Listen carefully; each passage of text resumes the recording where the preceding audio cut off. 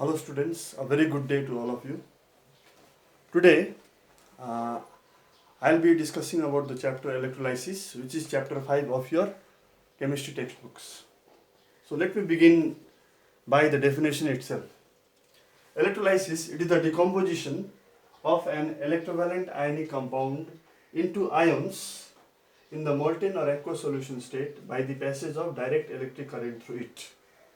So here electrolysis, in simple language, it is what? It is separation of ions which are already present in an ionic electrovalent compound.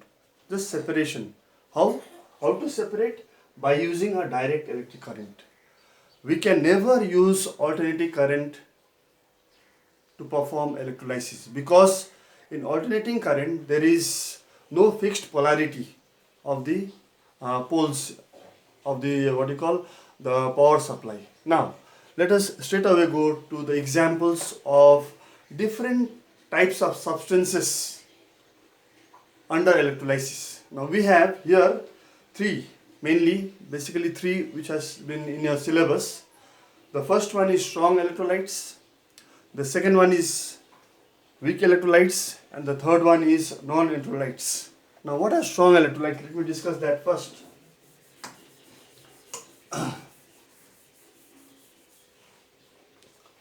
Now strong electrolytes. Strong, weak and non-electrolytes. Strong, weak and non-electrolytes. Now first, what are strong electrolytes? Strong electrolytes are those chemical substances which allow a large passage of current to flow through them and they dissociate almost completely. Next one is weak electrolytes. Weak electrolytes are those chemical substances which allow a very small amount of current to pass through them and they dissociate only partially. And the third one is non-electrolytes. Non-electrolytes are those chemical substances which do not allow any passage of current to flow through them. Now, let me start with the examples first. Under strong electrolytes, some examples I am telling you, you may note it down while you are watching this video. Some examples of strong electrolytes are, first one, hydrochloric acid, then we have nitric acid, then sulfuric acid, potassium hydroxide, sodium hydroxide, lithium hydroxide, lead bromide, copper chloride, and silver nitrate. Now let me write them down for your convenience so that it helps you to copy these points. First one, I am writing the formulas only. Hydrochloric acid, nitric acid, sulfuric acid, potassium hydroxide, sodium hydroxide, lithium hydroxide, lead bromide, copper chloride, and silver nitrate. Now I am trying to cover most of the examples under strong electrolytes.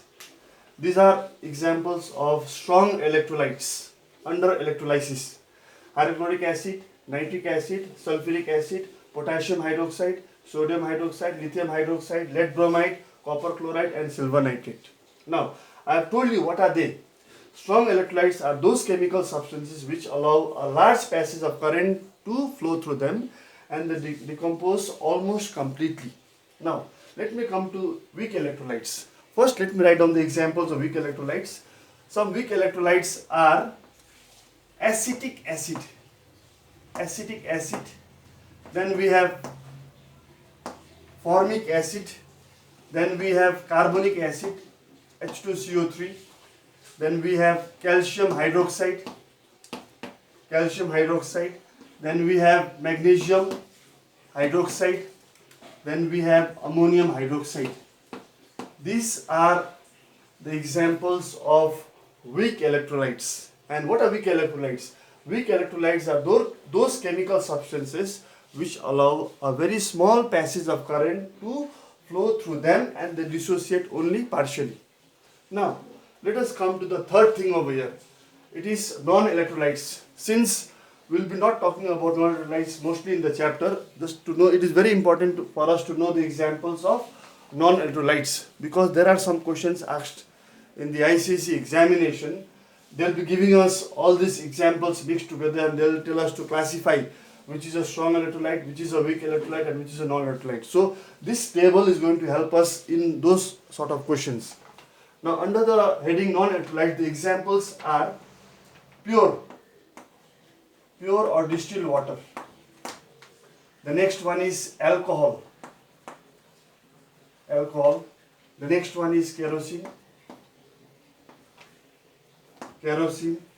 Carbon disulfide. I am writing the formula. Carbon disulfide. Then liquid CCl4, carbon tetrachloride. Then sucrose. Then we have glucose, and the last one is sugar solution.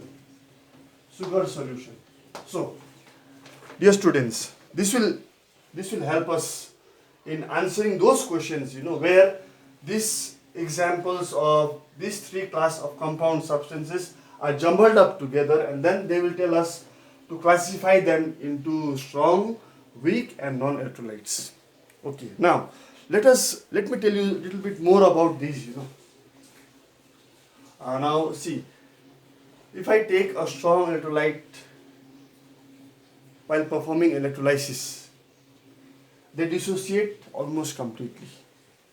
They dissociate partially, and this will not dissociate at all. This will not produce ions at all.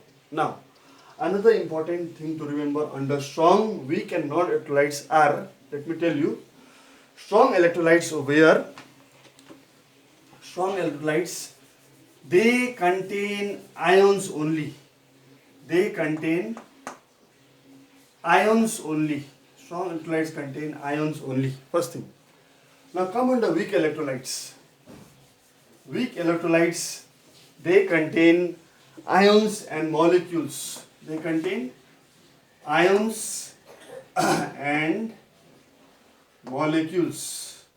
Whereas non-electrolytes, they contain molecules only.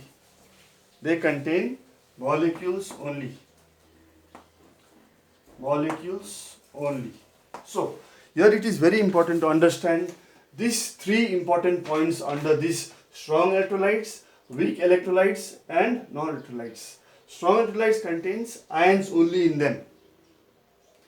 Weak electrolytes contains ions and molecules, whereas non-electrolytes contains molecules only. Now, let me tell you another important thing which just came to my mind. Over here, when I am talking about electrolysis, carrying out electrolysis, it is very important to note that the electrolyte, the electrovalent ionic compound which I am using to carry out the process of electrolysis must be either in the molten state or in the aqueous solution state. That is very, very important. Okay, now the next thing I would like to explain you or give you in brief is about an electrolytic cell. Now what is an electrolytic cell? An electrolytic cell, it is a container where we are going to use a container, a non-conducting container like a glass beaker, and then in that container we are going to use an electrolytic solution, electrovalent ionic solution as the electrolyte.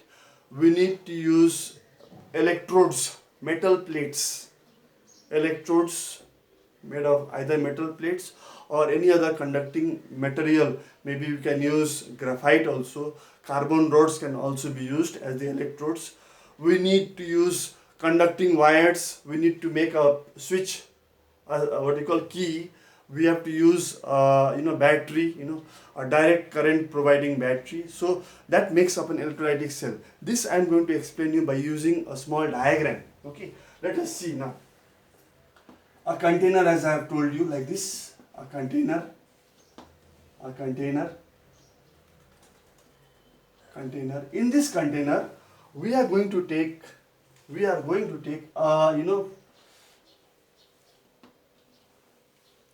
an electrolyte,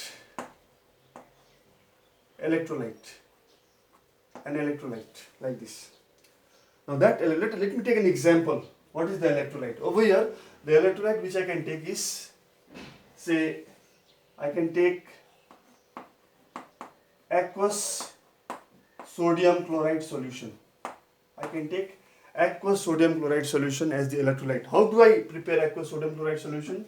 Take the salt, sodium chloride, little bit of salt, 5 grams, 10 grams, 15 grams, or maybe 20 grams, and put them in water. Say this is a 500 ml beaker. So don't take too much of sodium chloride. Take little bit of sodium chloride, maybe 5 grams or maximum 10 grams, and put it around 400 to 500 milliliter of water and dissolve it properly. So our electrolyte is ready. This is the electrolyte which is aqueous sodium chloride solution. So now let me go to the details of the other part of this diagram. So here what happens is, now I need to, this is aqueous sodium chloride solution, that is the electrolyte. I am writing over here, that is the electrolyte. So now in this aqueous sodium chloride solution, I am going to immerse over here, suspend 2 metallic plates. These plates can be made of metal, or they can be made of any other conducting material like iron or graphite. You know, graphite is a good conductor of electricity. So we take 2 metallic plates like this and suspend in this electrolytic solution. Now, my dear students, these metallic plates, this one and this one, these metallic plates in this chapter, they are called electrodes. What are they called? They are called electrodes. Now, this electrode, it is connected to the switch, and then it is connected to the battery. Then it is connected to the battery like this, plus, minus, plus, minus, plus, minus. See, plus, minus, plus, minus. So 1 cell, 2 cell, 3 cell, more than 1 cell make a battery. So now the other end is connected to the other metallic plate by means of connecting wires, over here. Now, if you look at the diagram very, very carefully, you will notice one thing over here. This metallic plate or the conducting plate, it is connected to the negative terminal of the battery. Negative terminal over here. So this plate acquires a negative charge. And now this negatively charged plate, electrode, it is called cathode. It is called what? Cathode. Now, on this side, this plate, it is connected to the switch and to the positive terminal of the battery. So this plate acquires a positive charge, and this plate is called the anode. It is called the anode. Now let me go back once more. There is a container. In this container, I have made a solution of sodium chloride and put it over there. Okay. Then I immerse 2 metallic plates or conducting plates tied to connecting wires connected to the battery in this manner. The plate connected to the positive terminal of the battery becomes the anode carrying positive charge, and the plate connected to the negative terminal of the battery becomes the cathode carrying a negative charge. So this is how we set up an electrolytic cell. This is an electrolytic cell. It is an electrolytic cell. Okay, now we are ready to perform what is called electrolysis. Okay, now here there is aqueous sodium chloride solution. When I say aqueous, there is water. I have used water. We have used water to make the solution out of sodium chloride. So when I say aqueous, water, it ionizes, water ionizes. Pure water is a covalent compound. It's a polar covalent compound, but water ionizes. Water ionizes to produce H plus and OH minus ions. These are the 2 ions produced from water over here. The salt, the electrovalent compound salt is sodium chloride. So this sodium chloride is going to give me Na plus and Cl minus. sodium ion and chloride ion. So now these are the ions which are present in this electrolytic solution mixture. So I am going to write these ions one each in this diagram so that you all understand it, how and where the ions are going. So let me write them down. The first one is H plus hydrogen ion. The next one is OH minus. The third one is Na plus. And the next one is Cl minus. I am writing one each just so that you all understand. Actually there are plenty of hydrogen ions, plenty of OH minus ions, plenty of Na plus and plenty of Cl.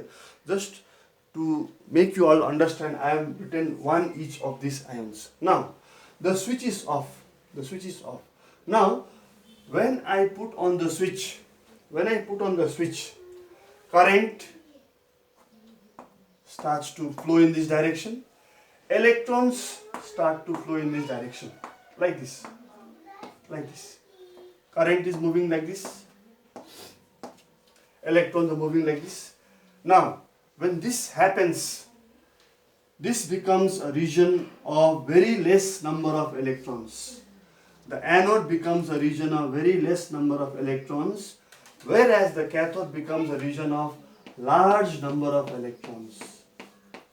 That is why this metal plate, this electrode is carrying a negative charge.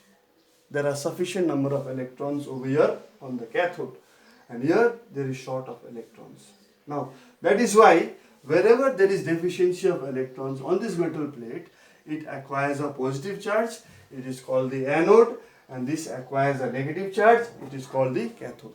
Now as I have told you, when the switch is put on, electrons come this way, the current comes this way, and then now these ions, they come to know in which direction they are supposed to move. Now the positive ions, there are two positive ions, hydrogen ion and sodium ion. The hydrogen ion and the sodium ion, they move to the cathode. Where do they move? They move to the cathode. The cations move to the cathode.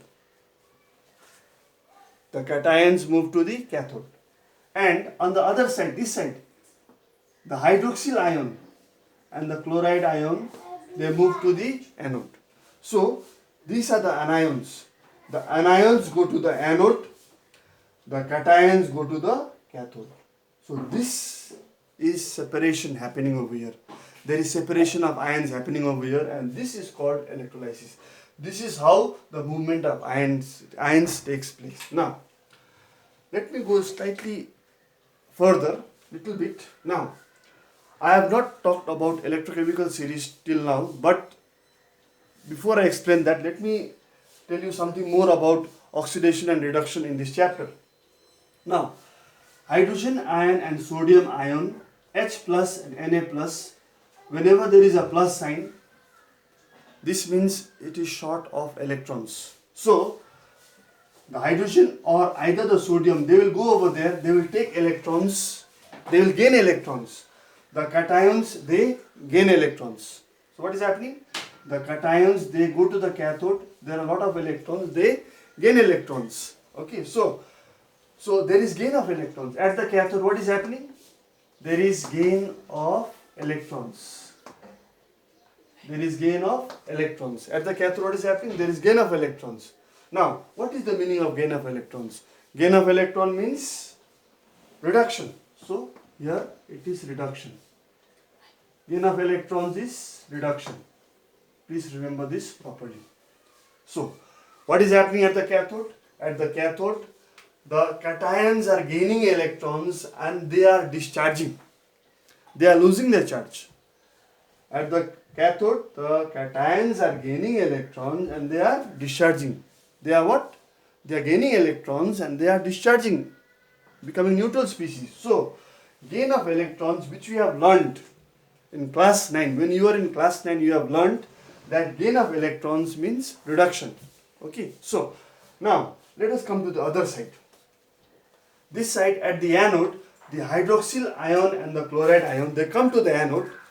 They come to the anode. Okay, this hydroxyl ion and the chloride ion, they come to the anode, and now you can see they are carrying a negative charge, means they are having excess electrons. So these two ions come to the anode, they get rid of the electron, they lose the electron. So at the anode there is loss.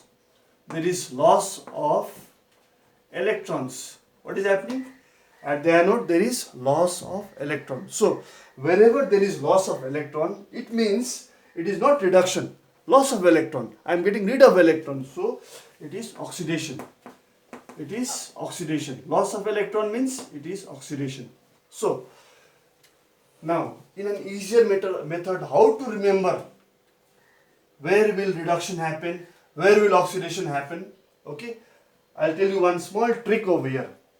Cathode reduction. How to remember that at the cathode reduction happens? Okay, so remember this RED, red cat.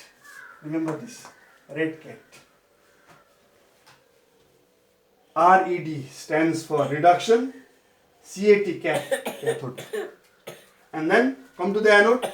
At the anode, what is happening? Oxidation. So here you can remember anox. What is happening at the anode? Oxidation. So these two, this one and this one will help you remember what is happening at the anode, what is happening at the cathode. At the anode there is oxidation, at the cathode there is reduction. Okay, so this is an electrolytic cell.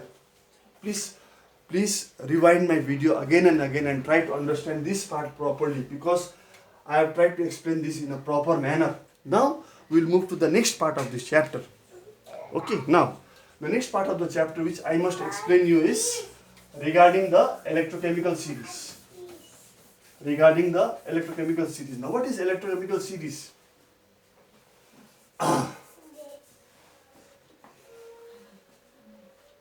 Electrochemical series. Electrochemical series. In short, we write it as ECS. Electrochemical series, my dear students, it is a series of cations and anions which are arranged from top to bottom in the decreasing order of their reactivity. So we have two columns over here. Now I am going to just write them down so that you can note it down and try to remember them properly. This is left, this is right. So here on the left column I am going to write down the ECS for the cations, CATIONS, cations. Here I am going to write down the ECS for the anions, cations. Now the cations are K plus Ca plus 2, K Ca plus 2, Na, Mg, Al, Zn, Fe, Pb, H, Cu, Hg, Ag, Au and Pt. Now the charges: Mg plus 2, Al plus 3, Zn plus 2, Fe plus 2, Pb plus 2, H plus 1, Cu plus 2, Hg plus 2, Ag plus 1, Au plus 3, Pt plus 4. These are the ions, cations, which are carrying positive charge, and these ions have been arranged from top to bottom in the decreasing order of their reactivity. The ions which are at the bottom, they are less reactive. They discharge first. They prefer to discharge first. Now, come to the anions part. Anions carry negative charge. The anions are sulfate, SO4 minus 2, nitrate, NO3 minus 1, sulfate, nitrate, chloride, bromide, iodide and hydroxide. Now, sulfate, nitrate, chloride, bromide, iodide, hydroxide and cyanide. So, now my dear students, it is very important for all of you to remember this order. It is very, very important to remember this order. These are the electrochemical series of the anions: sulfate, nitrate, chloride, bromide, iodide, hydroxide and cyanide. And these are the electrochemical series for the cations: potassium, calcium, sodium, magnesium, aluminum, zinc, iron, lead, hydrogen, copper, mercury, Ag plus 1, silver, gold and platinum. Now, when you move from top to bottom, in this electrochemical series like this, when you move from top to bottom in this electrochemical series, the ions which are at the bottom, they prefer to get discharged. That means these ions have been arranged in the decreasing order of their reactivity from top to bottom. Decreasing order of the reactivity. It is very important to understand this. Now, using this electrochemical series, we will try to understand which ion. From this we will come to know which ions, whether it is the cations or the anions, will discharge at the respective electrodes. Let me first explain you that with the help of a diagram. Okay? Now, let us see.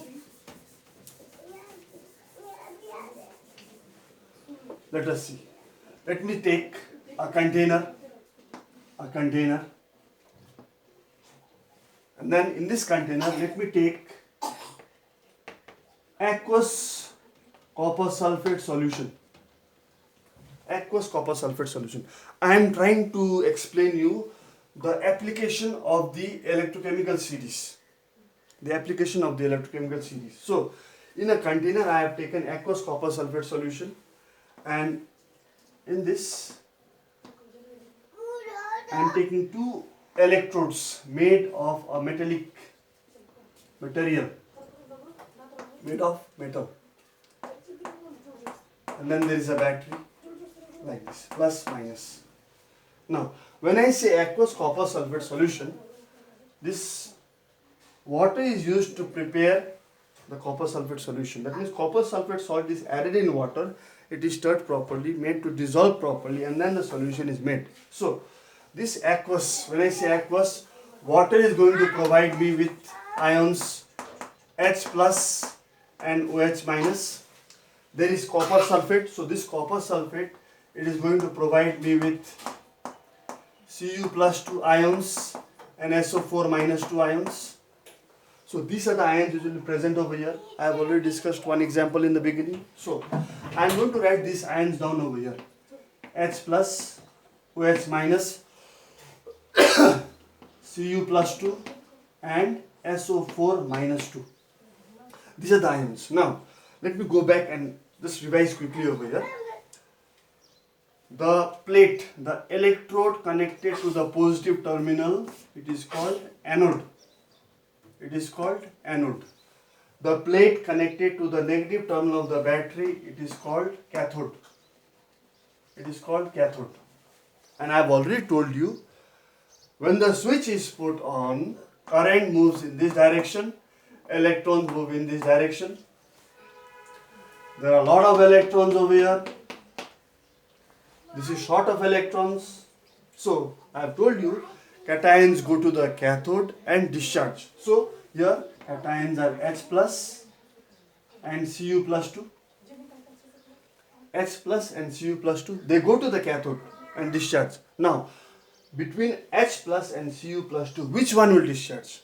That we must see from the electrochemical series. Now, if you recall the electrochemical series order from top to bottom, you will find that between hydrogen and copper in the electrochemical series KNaCa MgAl Zn FePb HCu, after H comes Cu, which means copper is below hydrogen. Therefore, both of these ions go over there, but only copper will discharge. Only copper ion will discharge. Am I clear? So, at the cathode, copper ion will take up 2 electrons and becomes copper atom. But the hydrogen does not discharge. Now let me tell you all one more line over here, one more sentence. The ions which are placed lower in the electrochemical series, they prefer to get discharged. I repeat once more. The ions which are placed lower in the electrochemical series, they prefer to get discharged. So that is why between hydrogen and copper ion at the cathode, copper ion is discharging. How it is discharging? It is discharging by gaining electrons. So when there is gain of electrons, remember that red cat. Now on the other side, come to the anode side. Hydroxyl ion and sulfate ion, they come to the anode. In this direction, like this. Now just try to recall the electrochemical series of the anions. You will find that amongst hydroxyl and sulfate ion, hydroxyl is placed lower. It is lower. Hydroxyl is placed lower. So hydroxyl ion will discharge. So what happens over here? 4 hydroxyl ions. One hydroxyl ion loses 1 electron. So 4 hydroxyl ions will lose 4 electrons, and that is going to produce 2 water molecules and oxygen gas molecules. So here at the anode, what is happening? There is loss of electron. The anions are losing electrons. So what is loss of electrons? It is oxidation. So how to remember? Anox. Anox. So we can use the knowledge of electrochemical series to find out which ions are going to discharge in an electrolytic solution when direct electric current is passed through it. Now the next thing which I would like to discuss is the factors affecting selective discharge of ions. The factors. There are basically 3 factors which affect the selective discharge of ions. Okay. Let me explain them quickly.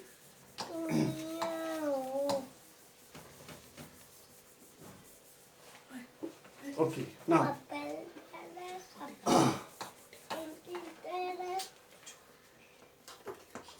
factors affecting selective discharge of ions. These are the factors. There are 3 of them. The first factor is, what is the first factor? The first factor is relative position of ions in the electrochemical series. Now, this I have told you already before and only. The first factor affecting selective discharge of ions is relative position of ions in the electrochemical series, which means that according to this factor, the ions which are placed at the bottom, the ions which have the position lower in the electrochemical series, they prefer to get discharged. They prefer to get discharged in preference to the ions which are placed above them. That is the first factor. This is not so difficult. I have just explained you in the previous diagram over here. The second factor is concentration of the ions in the electrolyte. Concentration of the ions in the electrolyte. Now, what is this factor? This factor, according to this factor, the ions whose concentration are more, they prefer to get discharged, overruling the fact that the relative position of the ions in the ECS. I'll explain this with the help of a diagram after some time. Okay. Now, let me tell you the third factor. The third factor affecting selective discharge of ions is nature of electrode. Nature of electrodes. Now, there are 2 types of electrodes over here. The first one is inert. Other one is called active. Now, inert electrode and active electrode. Let me tell you about inert electrode. Inert electrodes are electrodes made of, say, for example, we can have what you call platinum, graphite. Platinum, graphite. These are examples of inert electrodes. Okay. Then active electrodes are electrodes made of, say, maybe copper, or maybe silver, or maybe this is silver. Then there is you can take nickel also. Okay. So now few examples only. Nature of electrodes. What type of electrodes we are going to use to carry out the process of electrolysis? If the electrodes, the metal plates are made of either platinum or graphite or some other non-participating metal elements, then they are called inert electrodes, which do not participate in the electrolysis. Now, active electrodes. Electrodes made of copper, silver and nickel, they are called active electrodes because they participate in the electrochemical reaction. Okay. Now, Please make a note of this difference over here very properly. Inert electrodes are those electrodes which simply help in the conduction of current. They do not participate in the electrochemical process. But active electrodes are those electrodes which help in the conduction of current. Also, at the same time, they produce ions. They produce ions also. So, these are the three factors affecting selective discharge of ions. The first one is relative position of ions in the electrochemical series, which I have told you that the ions which are placed at the bottom, they prefer to get discharged over the ions placed above them. The second one is concentration of the ions in the electrolyte. In an electrolytic solution, the ions which are more in concentration, they prefer to get discharged over the ions which are placed above them. Okay. Then the third one is nature of the electrodes. There are two types of electrodes, inert electrode and active electrode. Inert electrodes are electrodes made of platinum or graphite which do not participate in the electrochemical reaction. But active electrodes are those electrodes which participate in the electrochemical reaction by conducting current. How? By producing ions out of them.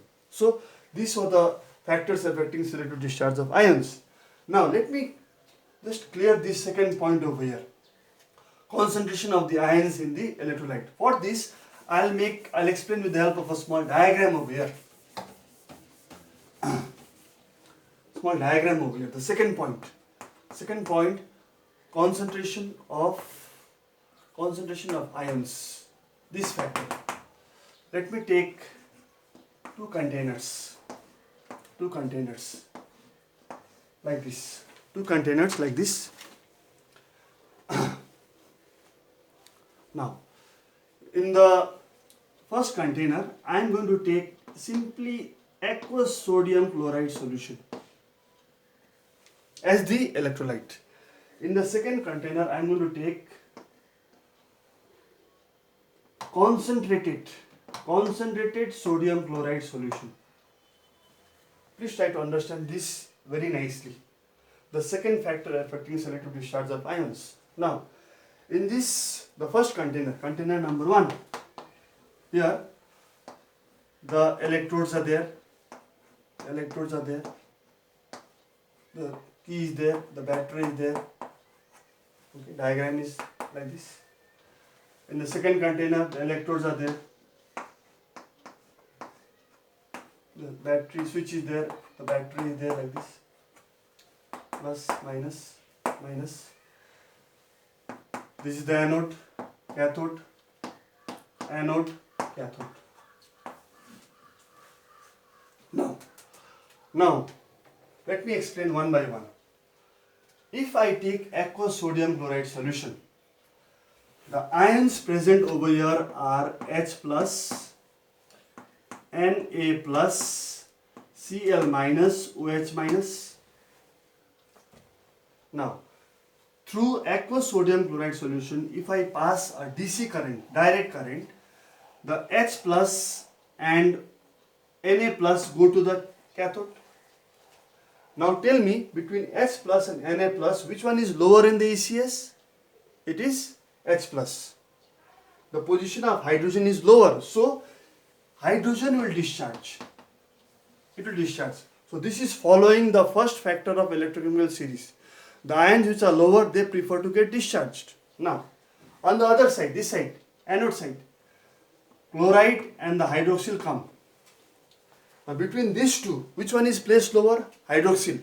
Which one will discharge? Hydroxyl. So this side, hydroxyl ion will discharge. So keep in mind properly, when you are using an aqueous sodium chloride solution, at the cathode, H plus is discharging. At the anode, hydroxyl ion is discharging. Now see the difference. The wonderful thing over here. Now, in the case of common sodium chloride solution, there is less water. There is more of sodium chloride. So here, the ions present are H plus, OH minus, Na plus and Cl minus. Now, when the switch is put on, as usual, the H plus and Na plus go to the cathode. Now, between H plus and Na plus, H plus will not discharge. H plus will not discharge because This is a concentrated sodium chloride solution. The concentration of sodium and chloride ions are much higher than the concentration of H plus and OH minus ion. That is why at the cathode Na will discharge, sodium ion will discharge, irrespective of their position in the ECS. This is the second factor affecting selective discharge of ions. It is very important to understand this. Now, at the anode side, hydroxyl ion and chloride ion come to the anode side. Between these two ions, if you look at the ECS, hydroxyl is placed lower, but it will not discharge. It is chloride which will discharge over here at the anode. Am I clear? So, this second factor is quite important. This is quite important over here. We have to keep in mind that the ions whose concentration are higher, irrespective of the position in the ECS, those ions will only discharge at the respective electrodes. So this is the second factor which I have explained to you all. Now, my dear students, I will stop my video till here for today. This is the first part of the electrolysis chapter which I have explained you. In my next video, I will be explaining you the different examples of electrolysis, which are electrolysis of molten lead bromide, electrolysis of acidified water, electrolysis of aqueous copper sulfate solution using platinum electrodes and copper electrodes. I will be explaining you about application of electrolysis, electroplating, electrorefining, conditions for electroplating, etc. in my next video. So for till now, please go through this video very carefully. You can pause it again and again and then go through the diagrams, the basic things over here. And once you have gone through the video properly, make sure please learn some of the definitions from your textbook. Like definitions are there for electrolysis, simple definitions. What is an electrode? What is the cathode? What is the anode? What are the ions? What are the anions? What are the cations? Please learn examples of strong electrolytes, weak electrolytes, non-electrolytes. Okay, please remember whatever I have told you in this video over here. Like I have told you that strong electrolytes, they contains ions only. Weak electrolytes contains both ions and molecules, but non-electrolytes contains molecules only. And then when we meet in the next video, I'll explain you the remaining part of the chapter. Thank you so much. Have a good day.